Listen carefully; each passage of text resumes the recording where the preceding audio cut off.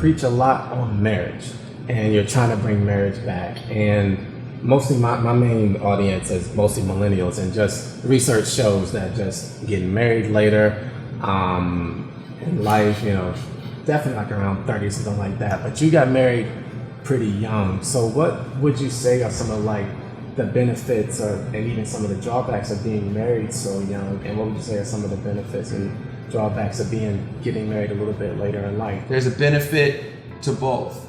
The benefit of being younger is when you're younger, you're more flexible.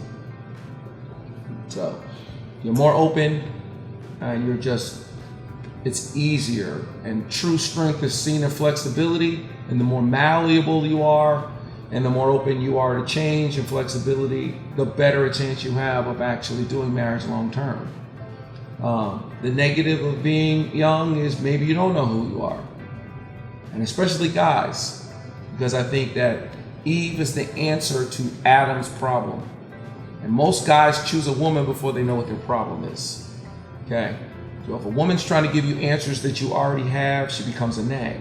But if she's giving you answers that you need, it's really a benefit to you. So you need to know what answers you need. And most dudes choose a woman before they know what their need is. It's very interesting to me that women come off needy when guys are the ones that actually have the need. The benefit of being older is you know yourself better. The drawback of being older is the older you get, the more inflexible you become. And so now it's harder, it's more difficult, and you're more stuck, and you're more used to doing things the way that you're used to doing them. So there's a lot of dudes who cross into their 30s, and it's just very, very difficult for them to commit because they become more picky, and they become more particular, and they become more, well, it needs to be this way or that way, and they break up over little stuff that's just not even all that important. And I'm like, dude, really? You broke up over that? You broke up over that because you're 34 years old. That's your problem. At 24, that wouldn't have mattered. But at 34, that matters because you've just become more stuck.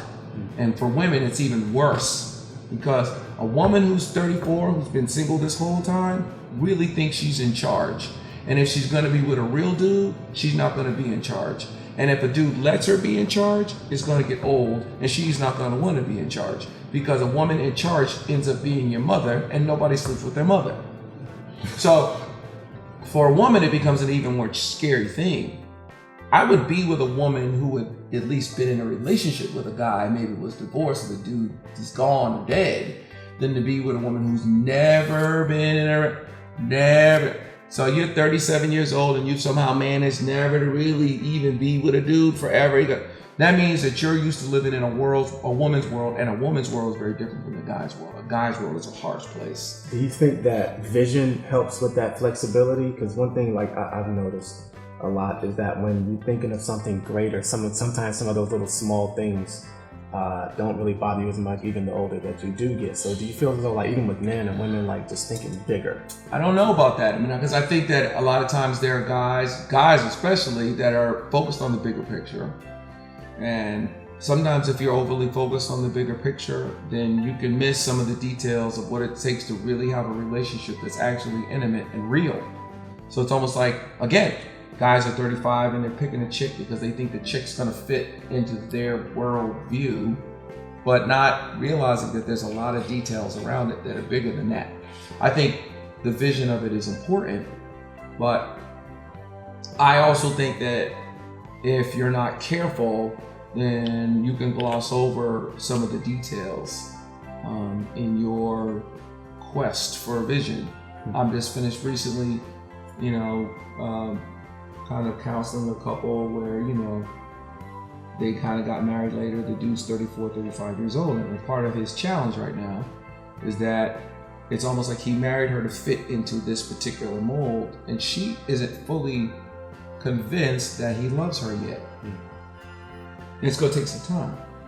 Women just don't believe it fast. Even if they say they believe you, they don't really believe you. Deep down, they're not really sure because you're just asking for too much. And so, for a woman to really trust you, it's going to take some time. It's going to take words. It's going to take flowers. It's going to take date nights. It's going to take vacations. It's going to take some genuine interest in who she is. And if you're not ready to put that time in, it's going to be difficult when all of a sudden you're looking for flexibility. The millennial generation, I've always felt like it's a very interesting group. Most of them were born in the 80s during the real bad drug epidemic, and there was a bunch of things that were seen that probably shouldn't have been seen. Parents breaking up, alcoholics in the home, drug epidemics. They were all born during this particular part. Do you feel as though that kind of plays into a little bit of it? I think actually it should be the thing that actually makes you stronger, though. I mean, I totally get it, but I think that's why my church, I don't think I'm trying to make my church a church that ministers to millennials, but I think that I have a heart for them. And I think that's why I have so many of them in my church, because I actually believe that everything you just said is going to make them a better generation at it. And I rebuke and I'm determined to fight against the idea that you guys aren't going to do marriage, because the fact of the matter is that I think you have a potential of doing it better than the generations before you, because divorce is such a possibility. Because divorce was so frowned upon in my generation and my parents' generation. My parents and grandparents, there were people who stayed in marriages that weren't good. They couldn't stand each other. And you all got a chance to see that. I got a chance to see it. When you guys head down the altar, you guys are going to be heading down the altar with an understanding that this thing may not last. It's much more fragile, and I think you'll handle it with more care. I think you'll be more careful about it. I think you guys are waiting a little bit longer to get married. I just don't want you to not get married at all. I don't mind you waiting. I think you do need to know yourself. I think you do need to be aware of it. I think you need to be very, very careful about the woman that you choose. And I think you need to be very, very careful about the man you, no doubt about it. And I think that there's a great deal of temptation is to let your flesh just rule you. And it's a tough world right now.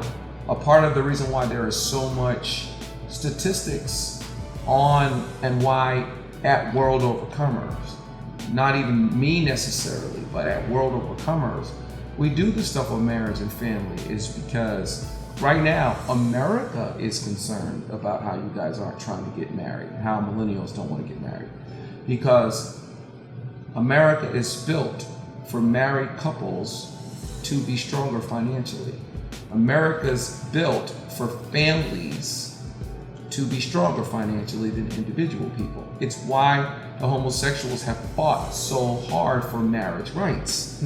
Because in America, it is more advantageous financially to be married. And so when the pundits and the powers that be look down the line and look at the future of America and look at your generation in particular, they're not just concerned about you guys not being married for moral reasons. They're concerned about you guys not being married because they're afraid of where you will be financially.